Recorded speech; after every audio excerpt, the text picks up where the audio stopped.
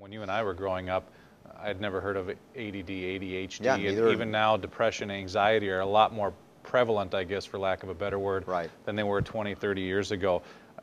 Is that because things are better diagnosed now, or do we point I love to that. Yeah, we can see them now. We couldn't see them before. Yeah, I mean, why is that? Yeah, I mean that's why there's antibiotic-resistant strains of microbes, because we can diagnose it better. Not because the antibiotics created them. You know, this is the kind of absurdity about this. Literally, we are poisoning ourselves into mass deficiency diseases. And none of these, as I say, like you mentioned ADHD, it's not a Ritalin deficiency, but we hand out Ritalin like it is. And the school systems get kickbacks, they get money for kids that are put on it. These things are horrific that occur on the local level. So you see almost guidance counselors saying, hey, this kid should be on Ritalin. You know, do they have prescription ability? No, but it happens. This is what happens. And we don't look to nutrition at all in this case. So yeah, all of these diseases that were rare, if non-existent, now are commonplace. And you know, honestly, as a parent, I say if your kid doesn't have some level of attention deficit, he's not a kid. Not a kid, yeah. Right? You're not supposed to sit in the chair, 24, whatever it is every day. There's got to be levels of activity and interaction within a learning environment. So the learning environment may be unhealthy and may be stimulating more of this. Oh, we can't have little Johnny or little Susie doing something outside of the box here. So what do? Just like George Orwell's 1984, Aldous Huxley's, Soma, right, of A Brave New World. We'll drug them into compliance. It's horrific.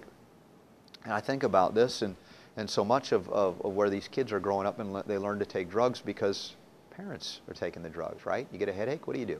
Take an aspirin. You don't think kids make, 2 and 2 together on that, and they say, oh, mommy's got a pain. They took a drug, and it's not too far reach to go into high school and say, you feel this, you want to feel good, here, take a drug. Now, back when I was in high school, kids actually utilized illicit drugs, right, like marijuana or other things.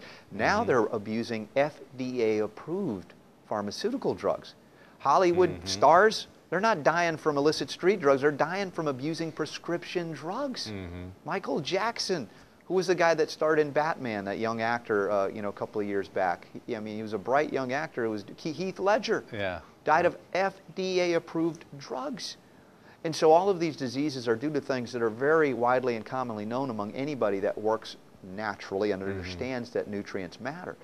But the medical industrial complex, the pharmaceutical industrial complex, Dick Durbin, the rest of the people in Congress, the executive branch, the judicial branch have been corrupted by Big Pharma to the degree that they can't allow this freedom to come back in to heal, the freedom to heal.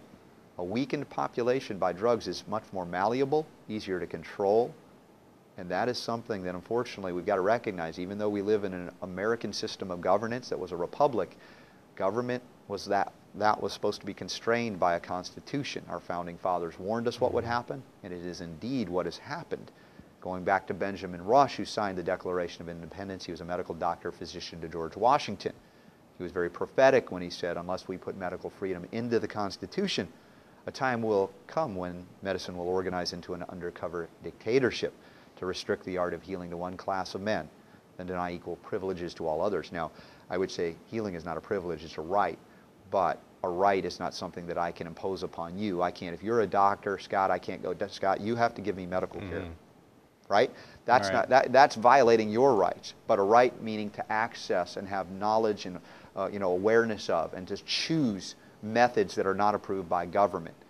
That is what Rush warned us about, Benjamin Rush, and that's what we're living in. We're having to roll back if it is at all possible. But the economics, the fiat money system, that may be the way it happens with the collapse of the economy. I liken it to kind of like if you eat junk food like Twinkies every day, empty calories, devoid of nutrients, minerals. That's what we've done to our monetary system with the Federal Reserve. We basically have Federal Reserve note paper dollars. They're not real dollars. They carry no gold, no silk, no nutrient, no substance. Right. And in that way, we've destroyed our economy via that same way we're destroying our health, albeit in different realms, economics versus nutrients. But it's the same principles that apply.